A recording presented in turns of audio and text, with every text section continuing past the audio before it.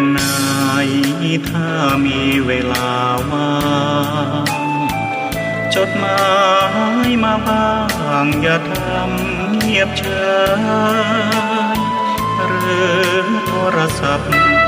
เข้ามาติชมเชยถามปัญหาเถิดเอ่ยจะเฉลยให้สุนทรฝากทำนี้มาช่วยย้ำเตือนอย่าลืมอย่าเลือนน้ำคำที่พร่ำสอนสังคมวุ่นวายสุดแสนอาวรณ์วันกลัวโลกจะรุ่มร้อนวันธรรมจะลับลอย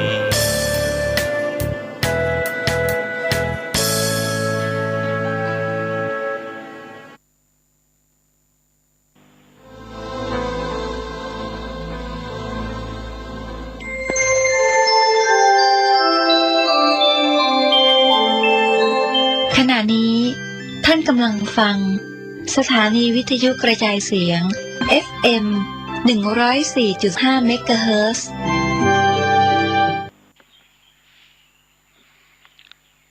ขอเจริญสุขญาติโยมสาธุชนท่านผู้ฟังทั้งหลาย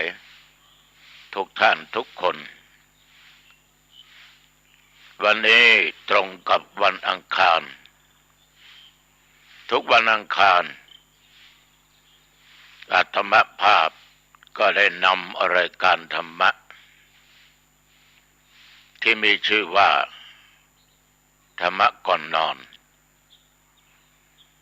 มาพูดให้ญาติให้โยมที่อยู่ทางบ้านโยมจะนอนจะนั่งจะยืนจะทำงานอะไรก็ตามหรือกำลังทานอะไรก็ตาม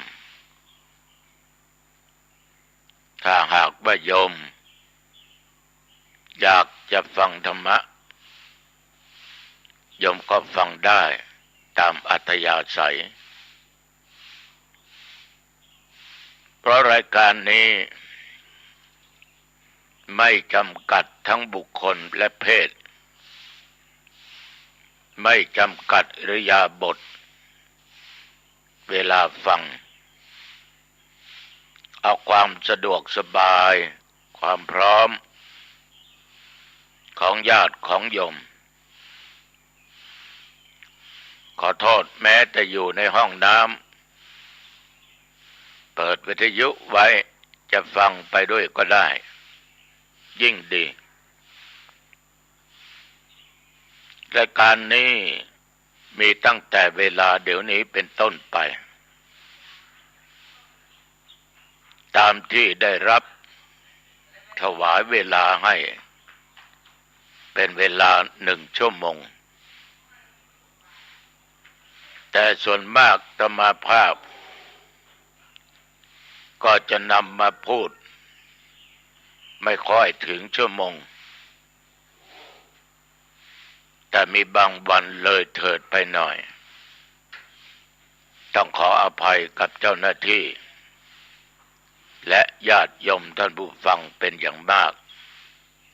ไว้ณโอกาสนี้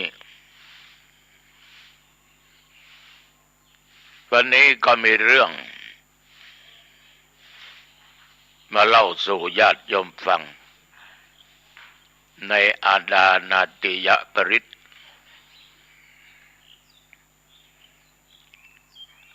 พระสูตรนี้ญาติโยมทั้งหลายมีเรื่องเล่าว่าในสมัยหนึ่ง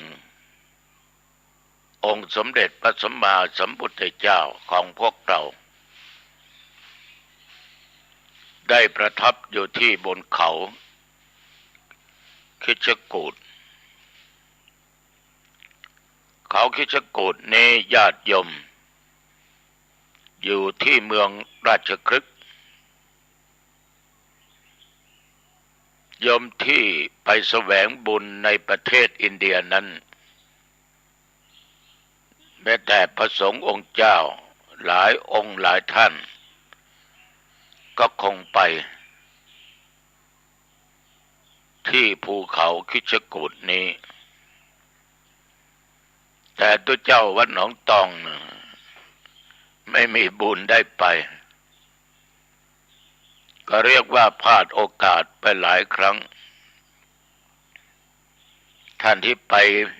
กลับมาพูดให้ฟังว่าท่านพระครูเนี่ยคงจะขึ้นไม่ได้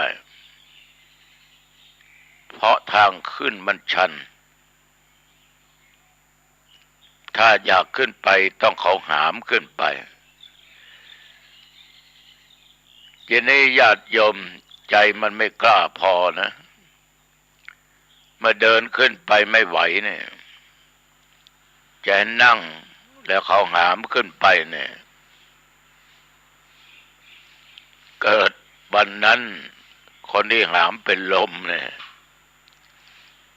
ก็คงจะกลิ้งตกลงมาแหละแต่มันก็เป็นไปได้ยากเพราะเขาก็นั่งและให้ญาติโยมที่เขาคอยดูแลรับจ้างได้หามขึ้นไปแต่อย่างใดก็ตามต้องขอแสดงความยินดีต่อทุกท่านทุกคนที่มีโอกาสได้ไปแสวงบุญในสถานที่ต่างๆอันเกี่ยวข้องกับพระพุทธเจ้า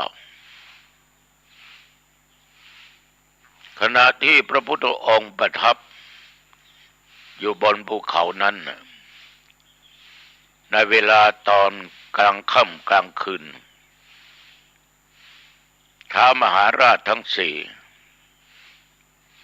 คือท้าวจตุโลกบาลก็หมายถึงผู้รักษาโลกในทั้งสี่ทิศไม่ว่าทิศเหนือทิศใต้ตะวันตกตะวันออกท้าวจตุโลกบาลนี่ญาติโยมได้เข้ามาเฝ้าพระพุทธเจ้ามีบริวารติดตามมามากมีทั้งพวกอมนุษย์พวกที่ไม่เลื่อมใสในพระรัตนตรัยและพวกที่ไม่พอใจในพระพุทธเจ้าสาเหตุที่พวกนี้ไม่พอใจพระพุทธองค์นั้นก็เนื่องจากว่าพระพุทธเจ้าทรงสั่งสอนให้มวลมนุษย์ทั้งหลายรักษาศีลห้าไม่ฆ่าสัตว์ไม่ลักไม่ประพฤติผิดในกามไม่พูดเท็จไม่เอาของมึนเมาพวกอมนุษย์เหล่านี้ไม่ชอบใจในหลักธรรมที่พระพุทธเจ้าได้ทรงแสดงเพราะยังพอใจที่จะเบียดเบียนประทุษร้ายผู้อื่นชอบเบียดเบียนมนุษย์ด้วยกันสัตว์ด้วยกันพวกอมนุษย์ด้วยกันชอบเบียดเบียนทรัพย์สินเงินทองปัจจัยสิ่งของผู้อื่นเป็นประจำเป็นอาจินแล้วก็ยังชอบประพฤติผิดในกามในลูกในผัวในเมียของคนอื่นชอบกล่าวเท็จมุสาวาทชอบด่าเพ้อเจ้อติฉินนินทากันอยู่นอกนั้นชอบดื่มน้ำเมาของมึนเมาทุกชนิดเมื่อพระพุทธองค์นี้ได้สอนให้คนทั้งหลายสัตว์ทั้งหลายนี้ให้ตั้งอยู่ในศีลห้า มนุษย์พวกนี้ก็พากันเบียดเบียนประทุษร้ายท ทำอันตรายแก่พุทธบริษัทที่เคารพนับถือปฏิบัติตามศีลธรรมที่พุทธองค์ทรงได้แสดงและสั่งสอนไว้พ่อแม่พี่น้องญาติโยมเขาประทุษร้ายทำอันตรายแก่พุทธบริษัทผู้รักษาศีลก็จึงทูลขอให้ทรงรับการรักษาชื่ออาดานาติยะไว้เพื่อป้องกันเพื่อคุ้มครองรักษาเราพุทธบริษัทไม่ให้ถูกเบียดเบียนก็คือพวกภิกษุณีอุบาสกอุบาสิกาที่เราเรียกว่าพุทธบริษัท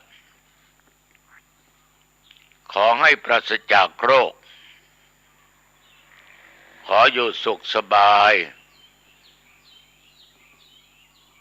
ชื่อพระสูตรนี้นำมาจากชื่อเมืองอาดานาดาที่ท้าวเวสสุวรรณคือมหาราชผู้รักษาโลกทางทิศเหนือเป็นผู้สร้างขึ้นในอากาศและเป็นที่กำเนิดพระสูตรได้ยินชื่อนี้ญาติโยมในยุคปัจจุบันเนี่ยไม่ว่าคนชาติไหนเชื้อใดเราไปที่ไหนในเมืองไทยเราจะเห็นเขาหล่อเขาปั้นรูปของท้าวเวสสุวรรณซึ่งเป็นผู้รักษาโลกอยู่ทางทิศเหนือไว้สักการะบูชาบางแห่งก็ทำเป็นเหรียญเป็นล็อกเก็ตให้ท่านทั้งหลายได้เช่ากันได้บูชากันเพราะทุกคนถือว่าท้าวเวสสุวรรณนั้นขออะไรท่านก็จะประทานพรให้นี่เป็นความเชื่อของแต่ละบุคคลสร้างองค์เล็กบ้างองค์ใหญ่บ้างหลายอิริยาบถด้วยกันแต่วัดหนองตองยังไม่มีนะก็เคยมีญาติโยมมาพูดมาคุยให้ฟังว่าอยากจะสร้างอาตมาเองก็ไม่ปฏิเสธ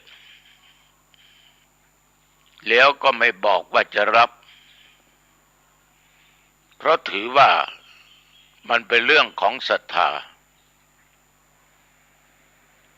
ก็เคยสนทนากันในเรื่องของเทพทั้งหลายบางท่านบางคนก็บอกว่าเราเป็นชาวพุทธไม่น่าจะไปหลงงมงายกับสิ่งเหล่านี้เรามีพระพุทธพระธรรมพระสงฆ์เป็นสรณะที่พึ่งแล้วใครทำดีก็ได้ดีทำชั่วก็ได้ชั่วบาปบุญคุณโทษเกิดจากการกระทำทางกายวาจาใจทั้งนั้นอันนี้ตัดสินถูกต้อง 100%แต่ว่าสิ่งเหล่านี้ญาติโยมทั้งหลายประเพณีวัฒนธรรมบางอย่างประการสำคัญทางเหนือเราจะทำบุญฉลองอะไรเสนาสนะภายในวัดก็ดีสืบชะตาก็ดีทำบุญคล้ายวันเกิดก็ดี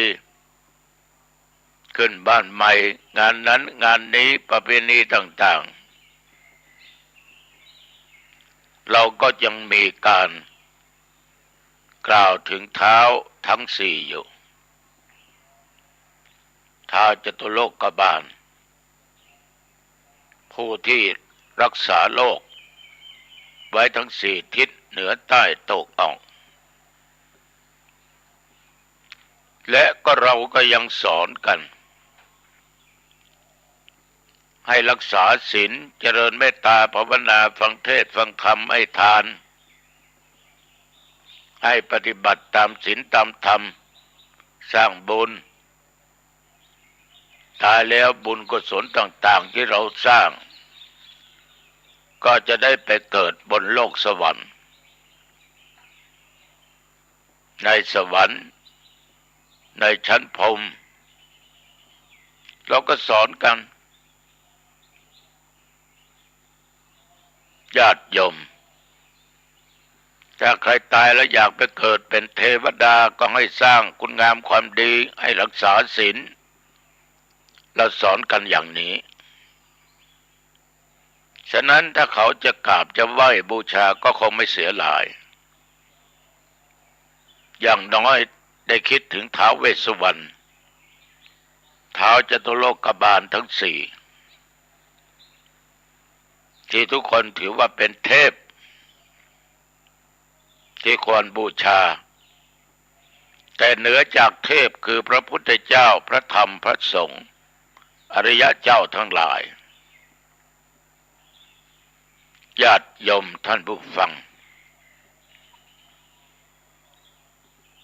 ทุกวันนี้แม้แต่เราจะเจริญพุทธมนต์นิมนต์พระมากี่องค์5 องค์องค์ทด3ต้องสักเคเชิญเทวดามารับรู้เจริญพุทธมนต์จะจบก็ยังส่งเทวดาอีกทุกขปตาจนิทุกขาส่งเทวดากลับอีกฉะนั้นชีวิตของเราทุกคนนั้นผูกพันอยู่กับเทพอยากจะไปเกิดเป็นเทพเป็นเทวดาเป็นเทวบุตรเป็นอินทร์เป็นพรหมก็มีข้อขัดแย้งกันอยู่แต่ว่าอาตมาจะพูดต่อไปเนี้ยไม่ได้เข้าข้างใครพระพุทธเจ้าท่านไม่ให้เรานี่ไปหลงในสิ่งเหล่านี้เพราะใดญาติโยมเพราะมันไม่ใช่ทางแห่งพระนิพพานไม่ใช่ทางแห่งความหลุดพ้นพระพุทธองค์สอนในแก่นแท้ของธรรมะเรื่องการปฏิบัติเป็นเรื่องใหญ่สอนเรื่องของกรรมอันเกิดจากการกระทำของแต่ละบุคคลใครทำดีก็ได้ดีใครทำชั่วก็ได้ชั่วใครอยากร่ำรวยมีเงินมีทองมีข้าวมีของมียศถาบรรดาศักดิ์มีตำแหน่งหน้าที่ต้องเป็นคนดีมีศีลมีธรรมต้องขยันเป็นต้นอุทานะสัมปทาถึงพร้อมด้วยความมันอารักขสัมปทาถึงพร้อมด้วยการรักษากัลยาณมิตรตาการคบเพื่อนดีๆสมะชีวิตาหาเลี้ยงชีวิตพอสมควรไม่ฝืดไม่เคืองมีธรรมะอีกหลายข้อให้ละเว้นจากอบายมุขมุขะคือปากอบายปากทางแห่งความฉิบหาย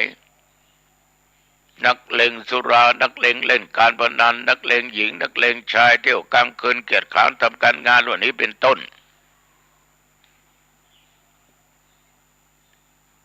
ท่านสอนให้เรามีศีลให้มีธรรมะเป็นข้อปฏิบัติทางด้านจิตใจอาตมาภาพเทศนาธรรมแบบพื้นบ้านพื้นเมืองล้านนาทางเหนือทำอะไรก็ตามเทศมาในธรรมส่วนมากก็จะได้กล่าวถึงเรื่องเทวบุตรเทวดาแล้วเราทั้งหลายยังสมมุติเอาพ่อแม่เป็นพระพรหมเอาบิดามารดาเป็นพระในบ้านของพวกเราด้วยความยกย่องเชิดชูคุณงามความดีของท่านเหล่านั้น ที่เป็นบุพการีบุคคลที่มีอุปการะคุณต่อเราท่านเหมือนพระพรหมของลูกๆฉะนั้นมันไม่แปลกที่คนยุคสมัยนี้จะสร้างเทพต่างๆขึ้นเป็นที่พึ่งทางใจของเขาแต่เท่าที่ดูนั้นเขาก็ไม่ละทิ้งจากการให้ทานรักษาศีลพิธีกรรมต่างๆมีการฟังเทศน์มีการสวดมนต์มีการเจริญสมาธิภาวนานี่ตัวเจ้าหนองตองพูดอย่างนี้อย่าเข้าใจผิดว่าให้การสนับสนุนญาติโยมท่านผู้ฟังขอทุกคนตั้งใจทำดีอยู่ในศีลในธรรมธรรมภาพก็พอใจพระพุทธเจ้านี่ได้ตรัสเล่าเรื่องต่างๆให้แก่ภิกษุทั้งหลายได้ฟังและตรัสแนะนำให้ภิกษุทั้งหลายทรงจำไว้เผื่อว่าจะได้คุ้มครองรักษาเผื่อว่าไม่ต้องถูกเบียดเบียนเพื่อความอยู่สุขสบายของพุทธบริษัททั้งสี่คือภิกษุภิกษุณีอุบาสกอุบาสิกานอกนั้นพระพุทธองค์ญาติโยมก็ยังได้ทรงแสดงไว้ว่าการกระทำที่เป็นบุญหรือทางประกอบกรรมดีนั้นท่านได้บอกไว้ว่ามี10 ประการนี่ญาติโยมทั้งหลาย10 ประการนั้นก็คือเรื่องของบุญกิริยาวัตถุ10ทานะใหม่ทำบุญด้วยการให้อะไรบ้างอมิสทานให้วัตถุสิ่งของปัจจัยเงินทองเหมือนที่ผ่านมานี่เราได้ทำบุญทอดผ้ากฐินทำบุญทอดผ้าป่าทำบุญถวายสลากพัดถวายต้นเงินทำบุญฉลองนั้นฉลองนี้ทำบุญอายุโดยอามิสทานถวายวัตถุปัจจัยเงินทองสิ่งของแก่ปฏิฆาหกผู้รับไม่ต้องมาภาพรับนิมนต์ไปแสดงธรรมในที่ต่างๆอย่างที่ผ่านมาไม่สักกี่วันนี้ทางลูกศิษย์ลูกหาทั้งภายในและภายนอกญาติโยมต่างประเทศก็มีจากกรุงเทพก็มีได้แสดงออกซึ่งความกตัญญูกตเวทิตาธรรมต่อหลวงปู่ครูบาอินคำหรือท่านเจ้าคุณมงคลสิริอดีตเจ้าอาวาสวัดชัยสถานพุทธเจดีย์9 ยอดอำเภอสารพีท่านได้มรณภาพไปนับเป็นเวลา4 ปีเมื่อท่านมรณภาพอายุได้91ถ้านับตั้งแต่นั้นมาจนถึงบัดนี้95ก็ทำบุญกันในวันที่25วันที่24กลางคืนก็นิมนต์พระมาสวดและอาตมาภาพไปเทศน์ถวายปัจจัยวัตถุทายธรรมนี่คือการทำบุญให้อามิตรคือสิ่งของต่างๆแม้แต่ด ม้ธูปเทียนแม้แต่ผ้าก็เป็นอมิสทานเป็นต้นแห่งการชำระตัดขาดจากกิเลสคือความตนีขี้เหนียวคนถ้าขี้ตนีขี้เหนียวมันจะไม่ทำบุญไม่ทำทานมันจะไม่ช่วยเหลือใครจะไม่สงเคราะห์ใครญาติโยมลองคิดดูดีๆสังคมเราอยู่ด้วยกันได้ทุกวันเพราะเราทุกวันสงเคราะห์ซึ่งกันและกันช่วยเหลือซึ่งกันและกันแบ่งปันซึ่งกันและกันด้วยอามิตรสิ่งของน้ำท่วมไฟไหม้เกิดลมพัดมาอย่างแรงที่อยู่ที่อาศัยล้มละเนระนาดเกิดภัยพิบัติขึ้นเราชาวไทยไม่ว่าจะนับถือศาสนาใดๆเราก็ช่วยกันสงเคราะห์กันแม้แต่พระสงฆ์องค์เจ้าท่านก็ทำทานสิ่งเหล่านี้คือการให้โดยการสงเคราะห์เหมือนโรคโควิดที่มันเกิดขึ้นหลายวัดหลายอำเภอหลายจังหวัดตั้งโรงทานขึ้นที่วัดตู้ปันสุกมีอาหารทั้งสดทั้งแห้งทั้งน้ำทุกสิ่งทุกอย่างน้ำดื่มก็แจกจ่ายให้แก่ญาติแก่โยมพระสงฆ์องค์เจ้าอยู่วัดจะสร้างกุฏิวิหารโบสถ์ศาลากำแพงพระธาตุเจดีย์ญาติโยมก็ช่วยกันทำบุญด้วยจตุปัจจัยก่อสร้างถาวรวัตถุต่างๆนี่ก็เป็นอมิสทานถ้าทุกคนไม่มีฐานะคือการให้สังคมเราก็อยู่ด้วยกันไม่เป็นสุขเพราะจะมีคนเห็นแก่ตัวมากมีคนขี้ตนีเยอะก็เรียกว่ากูจะเก็บกูจะเอาฝ่ายเดียวไม่ยอมแบ่งปันไม่ยอมเปิดกว้างมีแต่ปิดบังกีดกันเหล่านี้เป็นต้นฉะนั้นศรัทธาสาธุชนญาติโยมพระพุทธองค์จึงชี้แนะให้เรากำจัดตัวกิเลสคือความโลภตัวขี้ตนีด้วยการให้ทานด้วยการแบ่งปันธรรมภาพนำธรรมะมาบรรยายญาติโยมทั้งหลายได้ฟังก็เป็นธรรมทานไม่ต้องเสียอะไรเลยเพียงแต่เสียเวลาอย่างเดียว1 ชั่วโมง 60 นาทีนั่งบรรยายธรรมะญาติโยมทั้งหลายได้ฟังกันแม้แต่ญาติโยมฟังตุเจ้าแล้วจดจำนำไปพูดต่อถ้าจะว่าสอนต่อก็เขาไม่ชอบกันต้องว่าพูดต่อ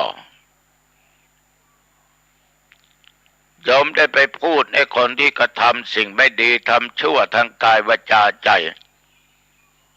อย่าโกหกนะหลอกเขาไม่ดีนะเป็นบาปนะอย่าไปฆ่านะสัตว์ทุกชนิดก็กลัวเจ็บกลัวตายนะอย่าไปลักของเขานะถ้าเขามาลักของเราเราก็ต้องเสียใจได้เดือดร้อนนั่นผัวเขานั่นเมียเขาไม่ใช่ของเรานะอย่าดื่มเหล้านะสิ่งเสพติดนะมันไม่ดีทำให้ขาดสติตั้งในความประมาทต้องให้ทำบุญอย่างนี้ทานอย่างนี้นี่ก็คือการให้ธรรมะเป็นทานญาติโยมช่วยชี้แนะนำบอกกล่าวให้แก่คนที่ไม่มีโอกาสได้มีโอกาสรับฟังแต่ก็ยังว่านะโยมนะต้องระมัดระวังบ้างไอ้คนที่มันชอบ มันก็ฟังได้ไม่ชอบมันก็ปฏิเสธดีไม่ดีก็จะเกิดเหตุขึ้นไม่ต้องมาสอนกูไม่ต้องมาบอกกูขนาดพ่อแม่กูสอนกูยังไม่ฟังมึงเป็นใครไปอย่างนี้ปะทะปรมะดอกบัวที่อยู่ใต้โคลนผุดออกมาก็จะเป็นอาหารของเต่าของปลาของสัตว์น้ำเท่านั้นเองฉะนั้นสาธุชนญาติโยมเรื่องการให้ทานเนี่ย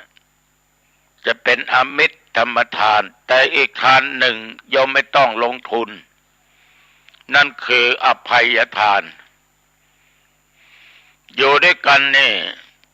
มันย่อมจะมีความกระทบกระแทกแดกดันกันคนนั้นทำอย่างนั้นคนนี้ทำอย่างนี้อาจจะไม่ถูกใจคนนั้นว่าให้เราคนนี้ว่าให้เราไปว่าให้เขาก็เรียกว่ามึงว่ากูกูว่ามึงมีอะไรเกิดขึ้นต้องรู้จักคำว่าให้อภัยซึ่งกันและกันนะให้อภัยอย่าได้เบียดเบียนซึ่งกันและกันญาติโยมการให้อภัยนั้นเป็นบุญอันประเสริฐสังคมปัจจุบันนี้คำว่าให้อภัยมีน้อยโยมลองคิดดูบุคคลนั้นขึ้นเป็นผู้นำพวกที่ผิดหวังไม่อภัยมึงต้องลงเดี๋ยวกูจะขึ้นกูได้ขึ้นพวกที่ลงมึงต้องลงกูจะขึ้น ยื้อแย่งอำนาจกันญาติโยมเดือดร้อนกันทุกปีเพราะไม่รู้จักคำว่าให้อภัยองค์สมเด็จพระสัมมาสัมพุทธเจ้ามหาโจรองคุลิมานฆ่าคนมาได้เป็นพันคนพระองค์ก็ยังให้อภัยแก่องคุลิมานบวชให้องคุลิมานถ้าเป็นพวกเราจะเอาเป็นเอาตายกันแหละฉะนั้นคนที่รู้จักให้ธรรมะให้อภัยให้อามิตรย่อมชนะจิตใจคนทุกคนไม่เพียงแต่นั้นยังชนะใจตัวเองนี่เป็นบุญกิริยาวัตถุเรื่องของทานเรื่องของศีลการทำบุญด้วยการรักษาศีลไม่ว่าจะเป็นศีล5ศีล8ศีล10 227หรือ311ข้อเฉพาะภิกษุณีถ้าเรารักษาศีลนั้นมันได้บุญ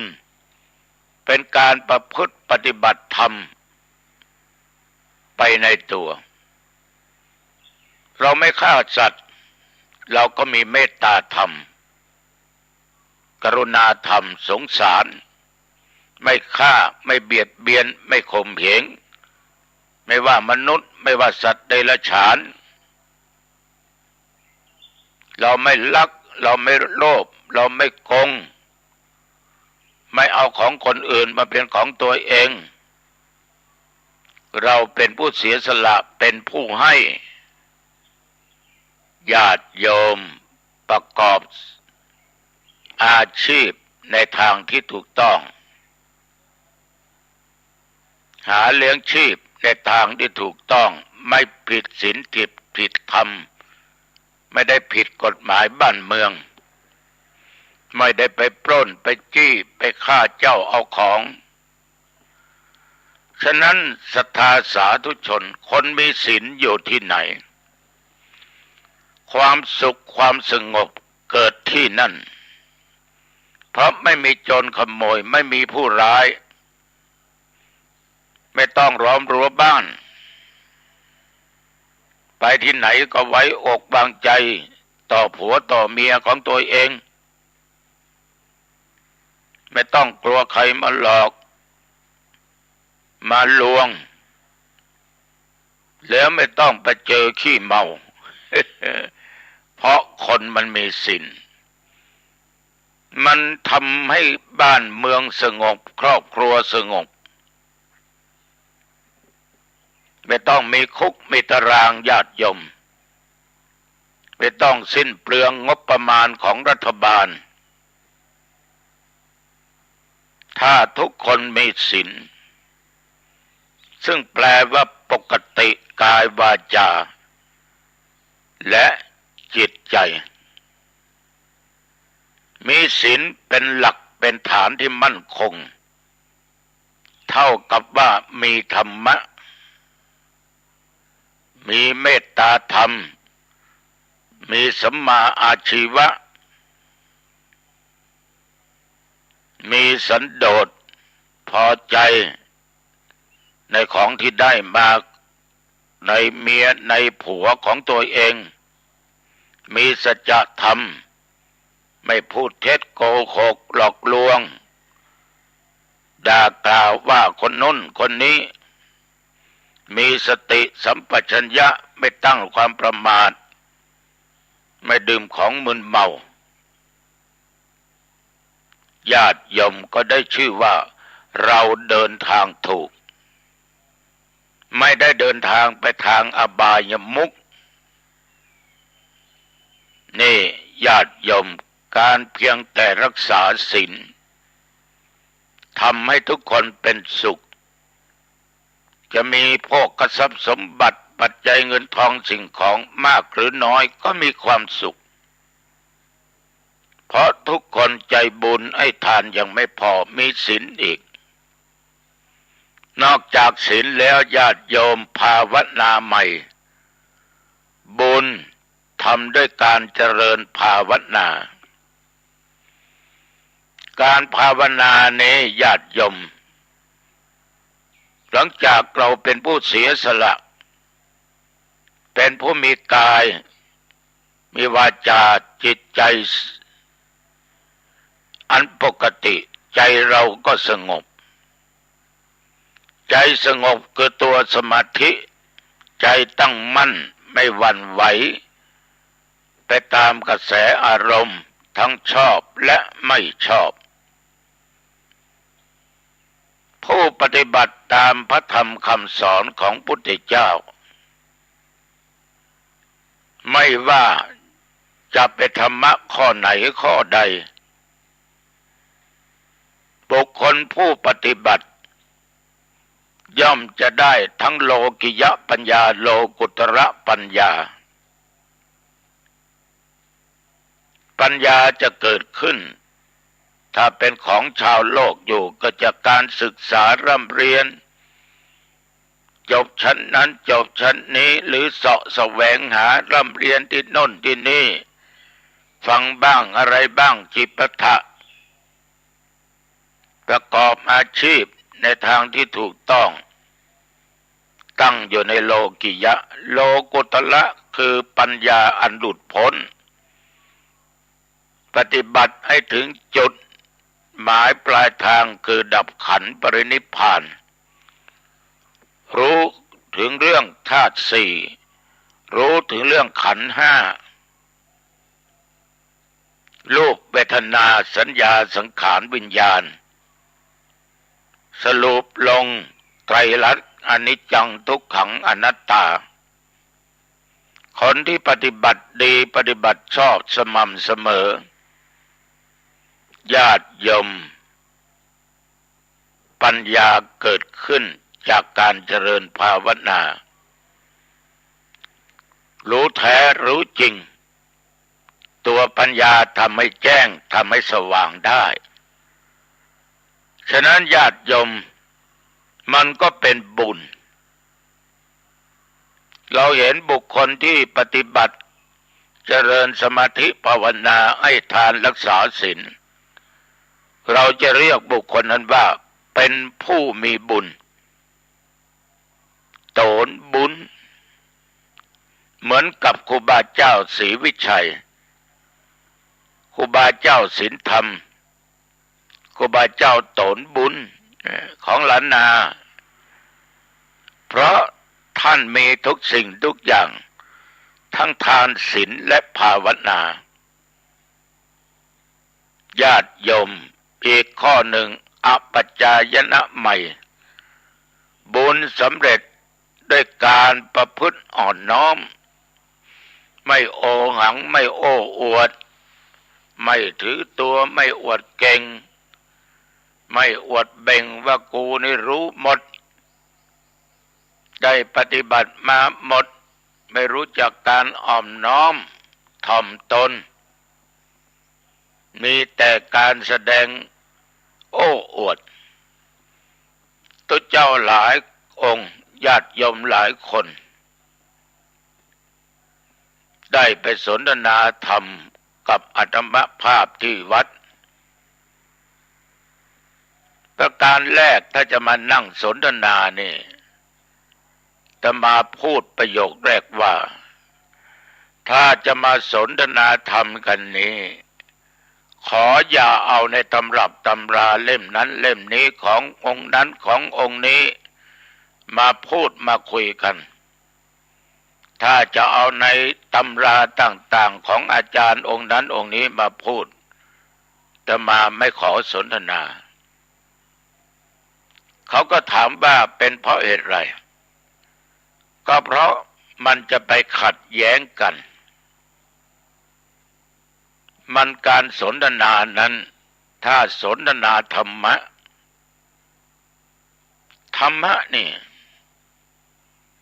มันมีในตำราก็จริงที่เราศึกษาร่ำเรียน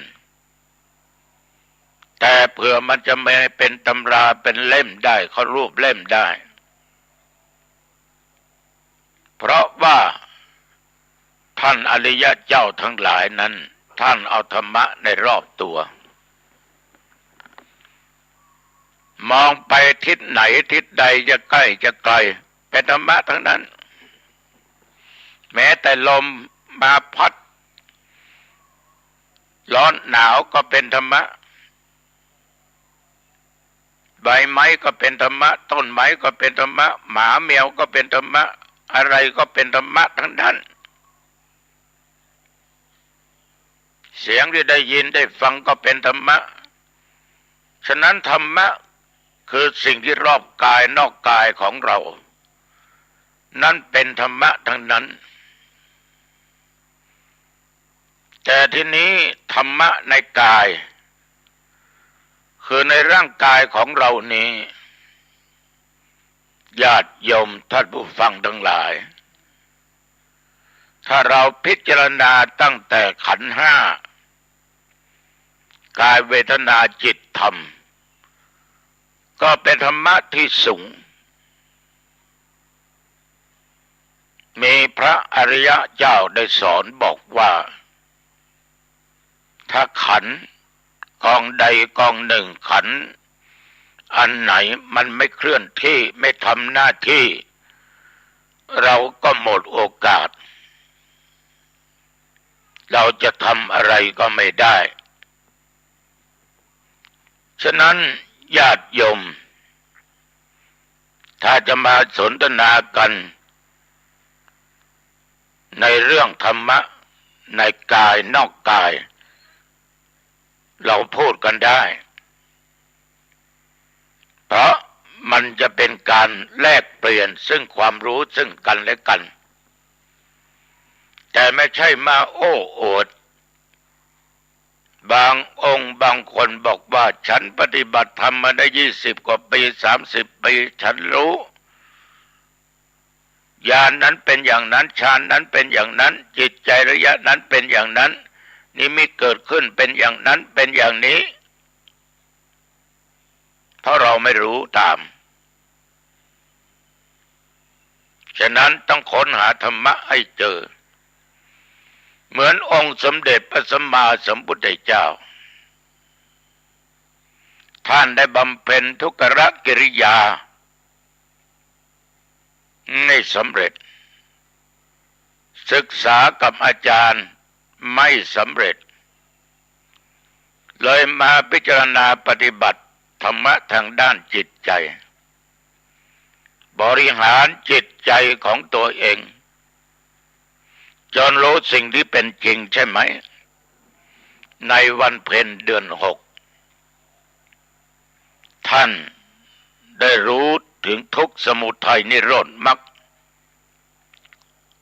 รู้ว่าทุกข์คืออะไรเหตุเกิดทุกข์คืออะไรการดับทุกข์คืออย่างไรหนทางดับทุกข์คืออะไรไม่มีใครมาเสี่ยมสอนจึงเป็นปัญญาธิคุณเกิดขึ้นกับพระพุทธองค์ฉะนั้นญาติโยมอย่าโอ้อวดให้ปฏิบัติไปมีพระมหาเถระหลายรูปอริยสงฆ์หลายองค์ท่านไม่โอ้อวดท่านรู้กันเองแต่บางองค์บางคนบอกว่า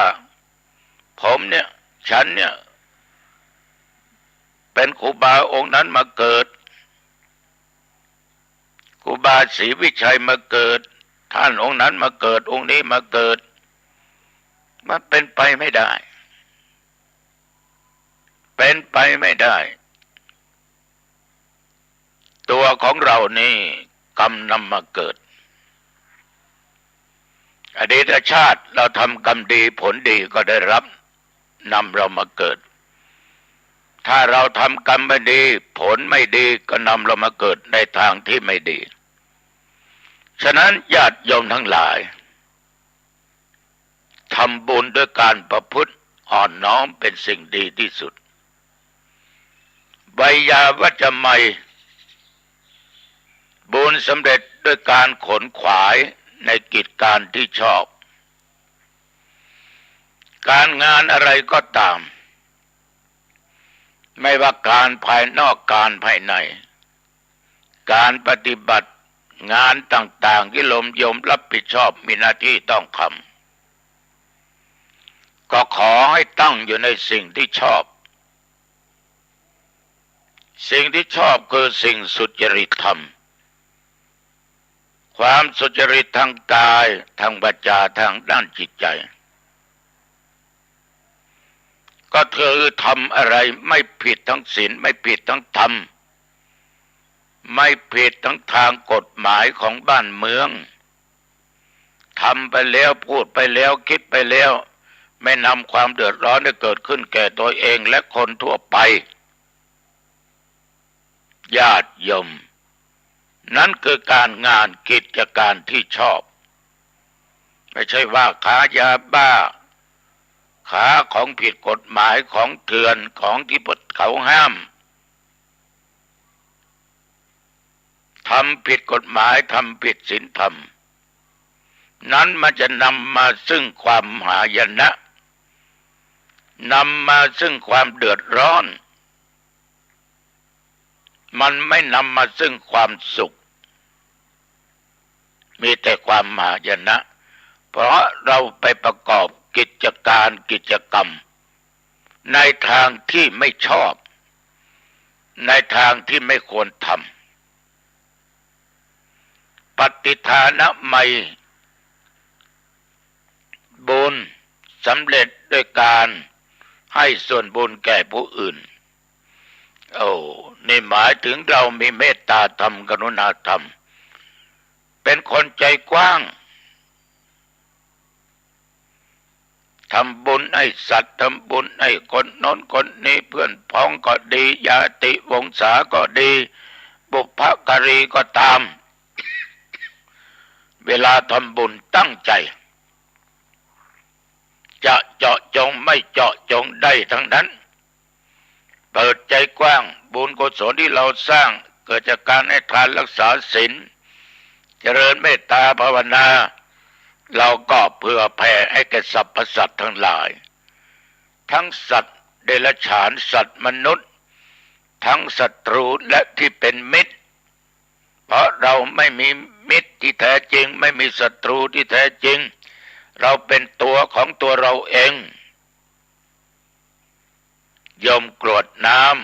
ำตั้งจิตแผ่เมตตาให้แก่ท่านเหล่านั้นญาติโยมทั้งหลายการทำอย่างนี้เป็นปฏิทานะใหม่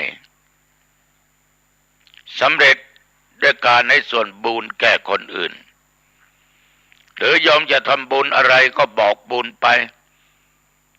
ผมจะทอดพระป่าฉันจะทอดกฐินฉันจะสร้างวัดนั้นจะสร้างนั้นสร้างนี้ฉันจะไปช่วยเหลือคนนั้นคนนี้ใครจะร่วมบ้างบอกไปแบ่งบุญให้เขาอีกประการหนึ่งปัตตานุโมทนาใหม่บุญสำเร็จด้วยการอนุโมทนาบุญคือยินดีในความดีของบุคคลอื่นไม่โต้แย้งไม่ขัดแย้งไม่เห็นด้วยไม่มีเขาให้ทานเราก็ยินดีแต่บางคนนี่ตัวเองไม่ทำคนอื่นทำอวดมั่งอวดมีเงินมีทองทำบุญเอาหน้าทำบุญเอาชื่อเสียงเป็นประธานทอดพระป่ากฐินสร้างโน่นสร้างนี่ตัวไม่ทำแต่ไปขัดขวางเขารักษาศีลก็ไม่ชอบเขาฟังเทศน์ก็ไม่ตามเขาภาวนาก็ไม่เอาอยากจะไปสวรรค์ก็ไปเถิดอยากจะไปนิพพานก็ไปเถิดแล้วมันจะไปที่ไหนขอโทษมันจะไปนรกคนเดียวมันหรือญาติโยมใครทำดีเราก็ต้องร่วมอนุโมทนาในส่วนบุญกับเขาคือมีความยินดีในความดีของผู้อื่นอย่ามองเป็นศัตรูของตัวเองเหมือนพวกอมนุษย์ทั้งหลายนั่นแหละที่พุทธเจ้าสอนให้มนุษย์ชาวพุทธทำบุญให้ทานรักษาศีลพวกนี้มันไม่ชอบเพราะมันชอบผิดศีลมันชอบผิดธรรมไม่อนุโมทนาในความดีของคนอื่นธรรมสวนะใหม่บุญสำเร็จด้วยการฟังธรรมแน่วันนี้คืนนี้ญาติโยมนั่งฟังธรรมะจากตัวเจ้าวัดหนองตองทุกวันอังคารหรือจากพระรูปนั้นรูปนี้ย่อมก็ได้บุญสุดสูสังและปเตปุญญังการฟังด้วยดีย่อมเกิดบุญธรรมเทศนาใหม่บุญสำเร็จด้วยการสั่งสอนธรรมโอ้โหอาตมาได้บุญเยอะโยมฟังแล้วนำไปบอกกล่าวได้บุญแยะทิฏฐุชุกรรมทำบุญด้วยการทำความเห็นให้ตรงเห็นตรงในสิ่งที่ถูกต้องไม่เห็นด้วยในสิ่งที่ผิดแต่ไม่โต้แย้งไม่ขัดแย้งใครถ้าเขาทำดีเราเห็นชอบทำตามเขาญาติโยมทำความเห็นให้ตรงให้ถูกต้องตามทำนองคลองธรรมนี่อาตมาภาพขอฝากในเรื่องนี้ให้กับญาติกับโยมทุกคนลองนำไปคิดพิจารณาก็แล้วกันนะเอาละเห็นว่าเป็นเวลาพอสมควรเข้าบ้านปิดประตูบ้านขึ้นบ้านปิดประตูหอเรือนหน้าต่างเรียบร้อยเก็บของมีค่าให้เรียบร้อยนะโยมนะแล้วสิ่งไหนโยมจะต้องใช้พรุ่งนี้ก็ไว้เป็นที่เป็นทางให้มันเห็นได้ง่ายๆทานข้าวทานอะไรก็ทานเสียล้างหน้าแปรงฟันทำความสะอาดนุ่งห่มผ้าเรียบร้อยที่ชอบนอกจากนั้นโยมทั้งหลายก็เข้าห้องพระหรือห้องนอนกราบพระ5 หนคือพระพุทธพระธรรมพระสงฆ์พระบิดามารดาพระอีกอย่างหนึ่งครูบาอาจารย์อุปัชฌยะแล้วก็สวดมนต์ อิติปิโสสวากขาโตสุปฏิปันโนตั้งจิตเป็นสมาธิอย่ากำหนดเวลาได้กี่นาทีวินาทีช่างมันแผ่เมตตาแก่เจ้ากรรมนายเวรแก่สรรพสัตว์แก่เพื่อนมนุษย์ด้วยกันแก่ผู้มีอุปการะคุณแก่บุพการีแก่เทพบุตรเทวดารักษาบ้านและอย่าลืมแผ่เมตตาแก่ตัวเองข้าพเจ้าเกิดมาพบใดชาติใดอันว่าความอดความอยากจงอย่าได้เกิดมีแก่ข้าพเจ้าเกิดมาพบใดชาติใดความทุกข์ความยากความลำบากจงอย่าได้เกิดมีแก่ข้าพเจ้าเกิดมาชาติใดขอได้พบชาติภริยศรีเมตไตรด้วยจิมนอนหลับสบายตื่นเช้ามาเป็นสุขอายุวันโนสุขขังพลังพบกันใหม่อังคารหน้าเจริญพร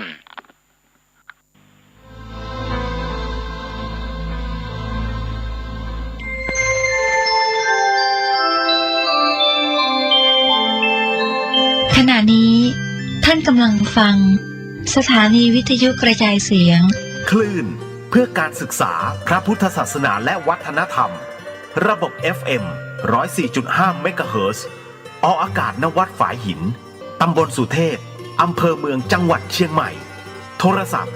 053-226-058 053-943-691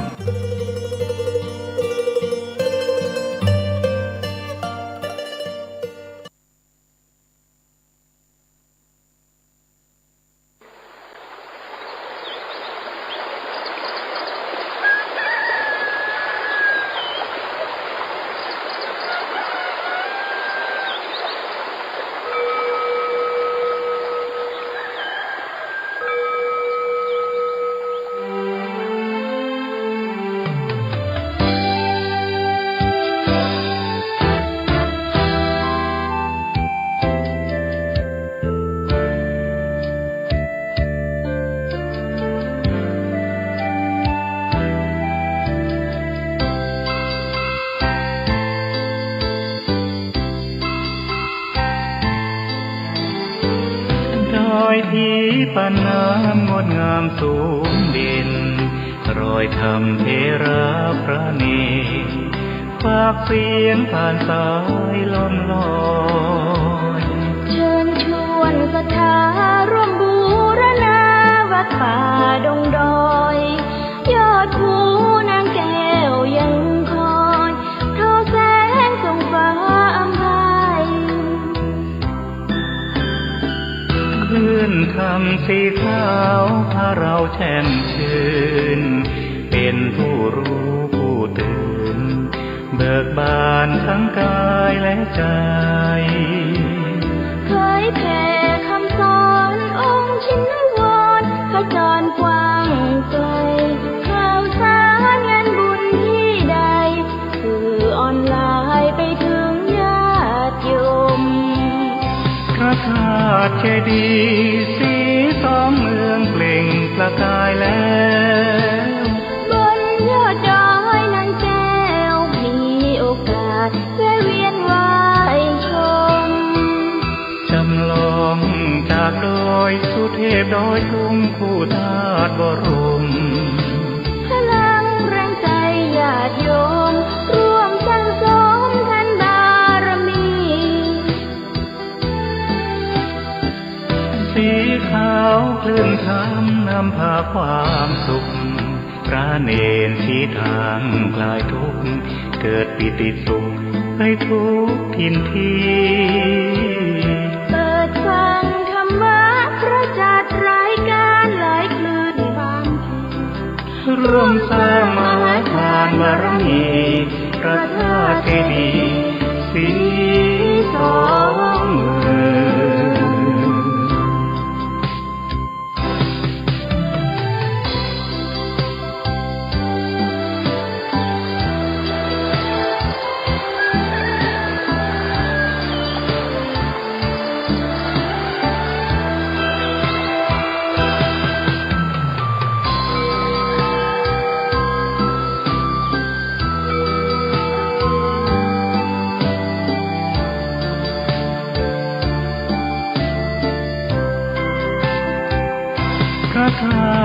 ดีย์สีสองเมืองเปล่งประกายแล้วบนยอดดอยนางแก้วมีโอกาสแวะเวียนไหว้ชมจำลองจากดอยสุเทพดอยสูงคู่ธาตุบรมพลังแรงใจญาติโยมร่วมสร้างสมท่านบารมีสีขาวคลื่นช้ำนำพาความสุขพระเนรชี้ทางคลายทุกข์เกิดปิติสุขไปทุกถิ่นที่เปิดฟังธรรมะพระจัดรายการหลายคลื่นความร่วมสร้างมหาทานบารมีพระธาตุเจดีย์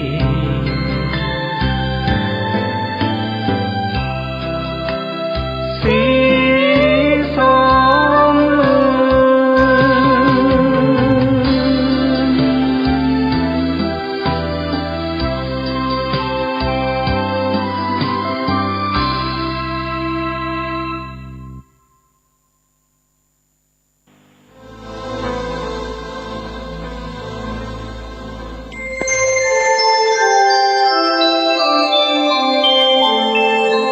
ขณะนี้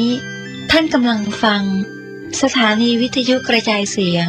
พระพุทธศาสนา FM 104.5 เมกะเฮิรตซ์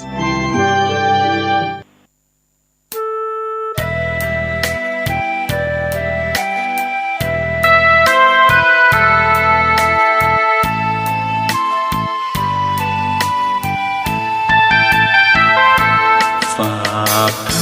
ำยามดึกกับสายลมเพื่อความสุขสมทวนทั่วทุกหัวใจถึงคนทั้งโลกซึ่งอยู่แดนไกลจากคณะสงฆ์เชียงใหม่ที่ได้ตั้งใจเทศกลอนป่านนี้ศรัทธาลับหรือยังหรือกำลังฟังคลื่นนี้กันอยู่หนอขอจงตั้งใจฟังให้เพียงพอฟังด้วยหัวใจจดจ่ออย่าท้อและถอยเลยคืนไหนถ้ามีเวลาว่างจดหมายมาบ้างอย่าทำเงียบเฉยหรือโทรศัพท์เข้ามาติชมเชยถามปัญหาเถิดเอ่ยจะเฉลยให้สุนทรฝากทำนี้มาช่วยย้ำเตือนอย่าลืมอย่าเลือนน้ำคำที่คำสอนสังคมวุ่นวายสุดแสนอาวรณ์วันกลัวโลกจะรุ่มร้อนวันคำจะลับลอ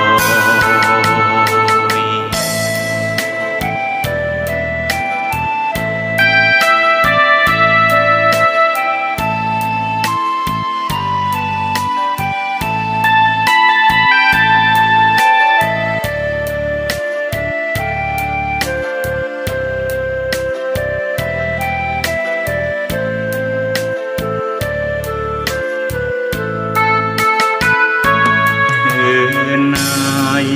ถ้ามีเวลาว่างจดหมา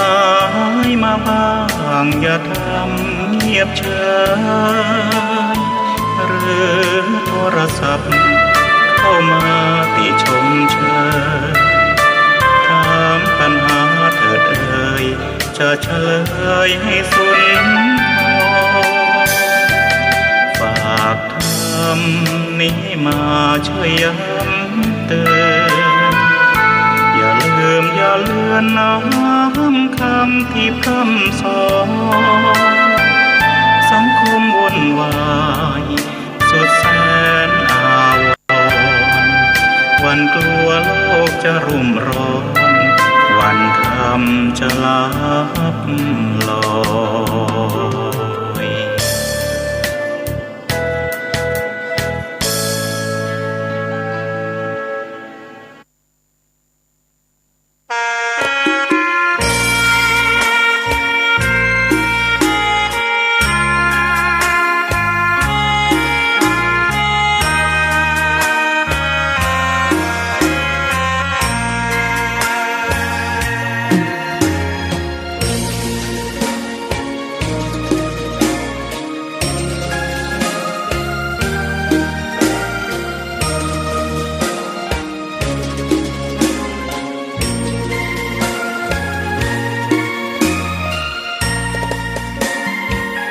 ดอกบัวดอกหนึ่ง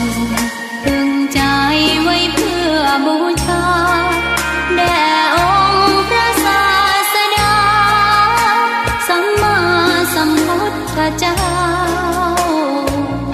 มีความงามเงียบไม่เปรียบเทียบเขาเทียบเราใครมองไม่งามช่างเขาแต่เจ้าก็คือดอกบัวด้วยความสัตย์ซื่อยึดถือความดีเป็นหลักใครรักไม่รักก็ไม่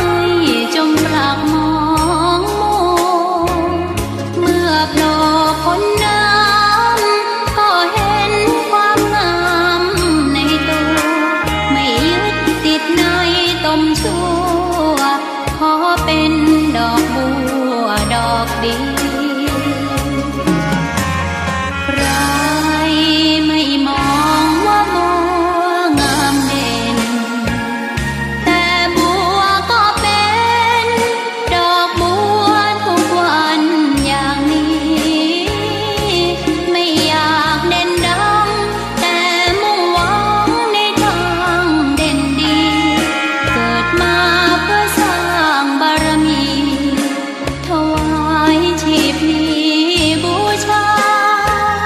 ดอกบั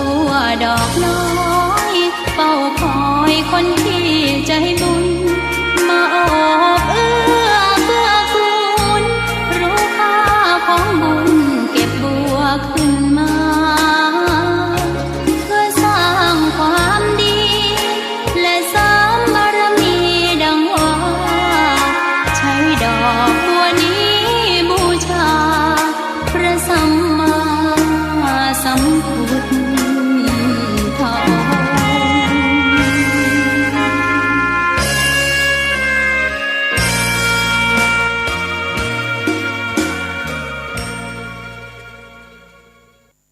กัมมุนา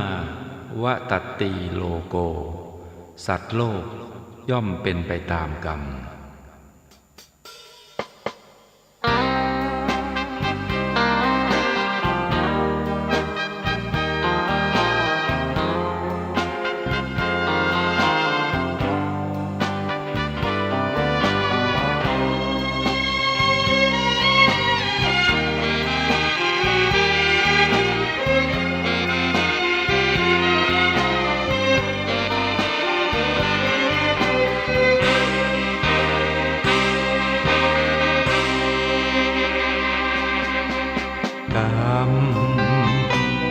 นาจกรรมกุศลกรรมหรืออกุศลกรรมทุกการกระทำเป็นกรรมชั่วกรรมดีคนเราเกิดมาเป็นไปตามกรรมเช่นนี้ทำชั่วทำดีล้วนแต่มีผลกรรมใจอำนาจใจสติสวัสดีค่ะท่านผู้ฟังคะวันนี้เราก็พบปะกันตามปกตินะคะรายการคนเฒ่าเล่ากฎแห่งกรรมท่านผู้ฟังคะทางสถานีวิทยุและในช่วงเวลานี้เป็นประจำนะคะวันนี้เราจะนำกฎแห่งกรรมในเรื่องปริญญาธรรมชาติมาคุยมาเล่าสู่กันฟังจากหนังสือกฎแห่งกรรมของท่านคุณทอเรียงพิบูลท่านผู้ฟังค่ะรายการนี้ก็ย่อมเป็นที่ทราบนะคะมีของสมนาคุณทุกๆเดือนละ3ท่านแล้วก็ยังมีเงินกำนันอีก 1,000 บาทอีก1คนจากรายการวิเศษนิยมส่งซองเปล่าวิเศษนิยมเขียนชื่อที่อยู่นามสกุลให้ชัดเจนส่งไปตู้ปน62 มช.เชียงใหม่โชคดีอาจจะเป็นของท่านนะคะท่านผู้ฟังค่ะวันนี้เราจะนำเรื่องปริญญาธรรมชาติมาคุยมาเล่าสู่กันฟังท่านผู้ฟังคะกฎแห่งกรรมคือกฎหมายธรรมชาติกรรมคือการกระทำกฎแห่งกรรมคือกฎแห่งการกระทำคือทำดีได้ดีทำชั่วได้ชั่วนั่นแหละท่านผู้ฟังคะค่ะเพราะฉะนั้นฟังไว้เป็นความรู้ประดับสติปัญญาของเราวันนี้จะนำเรื่องปริญญาธรรมชาตินะคะมาคุยมาเล่าสู่กันฟังค่ะเช้าวันหนึ่งปลายเดือนเมษายนนะคะจะพุทธศักราชอะไรก็ในหนังสือท่านคุณทอเรียงพิบูลนี่ไม่ได้กล่าวถึงก็หลังอาหารเช้าแล้วท่านคุณทอก็เตรียมจะออกจากบ้านไปทำงานตามปกติยังไม่ทันจะแต่งตัวเสร็จเด็กก็เข้ามาบอกว่ามีแขกมาหาคอยอยู่ที่ห้องรับแขกดังนั้นท่านคุณทอก็ออกไปพบกับสุภาพบุรุษ3ท่านซึ่งนั่งรออยู่ก่อนรู้สึกว่าไม่เคยพบกันมาก่อนแล้วทั้ง3ท่านก่อนแนะนำตัวท่านคุณทอได้รับเกียรติต้อนรับรู้จักท่านสุภาพบุรุษทั้ง3ก็คือท่านหนึ่งเป็นผู้พิพากษามาก่อนแต่เกษียณอายุแล้วและอีกท่านหนึ่งเคยเป็นนายตำรวจค่ะและปัจจุบันนี้ทั้ง2ท่านก็เป็นข้าราชการบำนาญแล้วอีกท่านหนึ่งเป็นผู้อยู่ในวงการค้าเป็นนักธุรกิจอุตสาหกรรมมีชื่อเสียงทางสังคมค่ะทั้ง3ท่านอยู่ในสายตาของท่านคุณทอก็เห็นว่านักธุรกิจคนที่3นี่จะอ่อนวัยกว่า2ท่านแต่ท่านทั้ง3ก็รู้สึกว่าสนิทสนมกันดีวัยอ่อนแก่ไม่เป็นอุปสรรคในการคบค้าสมาคมหากนิสัยและความรู้สึกต้องกันแล้วท่านผู้เขียนก็ได้สนทนาเป็นกันเองกับท่านทั้ง3ก็ช่วยกันเล่าถึงจุดประสงค์ที่มาหาท่านคุณทอคือว่าต่างได้อ่านหนังสือกฎแห่งกรรมเรื่องกรรมลิขิตซึ่งทางคณะธรรมเวทีวัดสร้อยทองได้พิมพ์ในวันขึ้นปีใหม่3ท่านนี้ได้อ่านหนังสือกฎแห่งกรรมของท่านคุณทอเรียงพิบูลก็เกิดความสนใจอยากจะรู้จักอยากจะพบกับท่านผู้เขียนก็พยายามสืบหาตำบลที่อยู่จนกระทั่งพบค่ะแล้วก็ได้กล่าวว่ามาพบดีใจมากกว่าจะพบหาบ้านเนี่ยนะคะท่านคุณทอได้ทราบดังนั้นก็รู้สึกว่าทั้ง3ให้เกียรติก็เลยขอบคุณที่ท่านทั้ง3ให้เกียรติอุตส่าห์มาหาบ้านจนกระทั่งพบท่านผู้ฟังคะตอนนี้การสนทนากันในเช้าวันนั้นท่านคุณทอได้เรื่องราวที่เกิดประโยชน์ส่วนรวมมาเล่าสู่กันฟังก็บันทึกเอาไว้เรื่องนี้เริ่มต้นด้วยเวลาไม่นานก็ผ่านมาแต่ก็โยงไปถึงอดีตชีวิตของท่านผู้หนึ่งค่ะท่านคุณทอเรียงพิบูลรวบรวมขึ้นเพื่อจะชี้ให้เห็นกรรมดีกรรมชั่วเหมือนสายป่านที่ชักใหญ่ตรงกันจะมองด้วยสายตามนุษย์ยากที่จะเห็นได้กรรมดีหรือกรรมชั่วย่อมคอยติดตามสนองเพียงอยู่ที่เวลาช้าหรือเร็วเท่านั้นดังนั้นที่ท่านจะได้ฟังเรื่องราวจากอดีตผู้พิพากษาและท่านนักการค้าผู้มีชื่อเสียงในวงสังคมทั้ง2ทั้ง3ท่านนี่ผลัดกันเล่า ผัดกันเล่าเรื่องปริญญาธรรมชาติให้ท่านผู้ตอบฟังซึ่งปริญญาธรรมชาตินี่คุณทอเพียงพิบูลเป็นผู้ตั้งขึ้นนะคะค่ะก็ท่านผู้เขียนได้ฟังจากท่านผู้พิพากษาท่านหนึ่งก็เล่าก่อนว่าวันหนึ่งเวลาเช้าตวนจะสิ้นเดือนมีนาท่านทั้งสามเนี่ยมีผู้พิพากษาในตำรวจแล้วก็ท่านที่เป็นนักธุรกิจในวงการค้ามีชื่อเสียงในสังคมเนี่ยสามท่านเนี่ยค่ะขับรถมีคนขับรถ1 คนเป็นจำนวน4 คนออกเดินทางหลีกความร้อนหนีความร้อนในกรุงเทพและความแออัดในพระนครไปหาที่สงบและลมเย็นๆตั้งใจจะไปพักผ่อนต่างจังหวัดว่างั้นเถอะค่ะถ้าวันนั้นก็ไม่นึกว่าจะเกิดอุปสรรคขึ้นแก่รถของทั้ง3 คนนะคะเพราะความประมาทไม่ได้ตรวจดูรถวิ่งไปไม่ทันพ้นเขตอำเภอภายในพระนครเข็มหน้าปัดวัดความร้อนในรถก็ขึ้นสูงแสดงว่าเครื่องยนต์ร้อนผิดปกติดังนั้นก็ไม่สบายใจทั้ง3 ท่านหมายถึงว่ามีสิ่งที่บกพร่องของเครื่องยนต์บางทีก็ไม่อาจจะใช้รถคันนี้เดินทางต่อไปได้ก็เลยสั่งคนขับรถนำรถแอบเข้าข้างทางลงไปเปิดฝาดูเครื่องยนต์มองหาสิ่งบกพร่องก็เห็นว่าท่อยางหม้อน้ำทะลุเป็นรูน้ำพุ่งออกมาจนแห้งมอง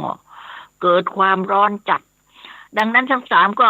ค่อยสบายใจขึ้นบ้างเพราะเป็นเรื่องภายนอกเพียงแต่ว่าเปลี่ยนท่อยางที่รั่วก็ไม่ยากอะไรใช้เวลาไม่นานก็คงจะเรียบร้อยจึงสั่งให้คน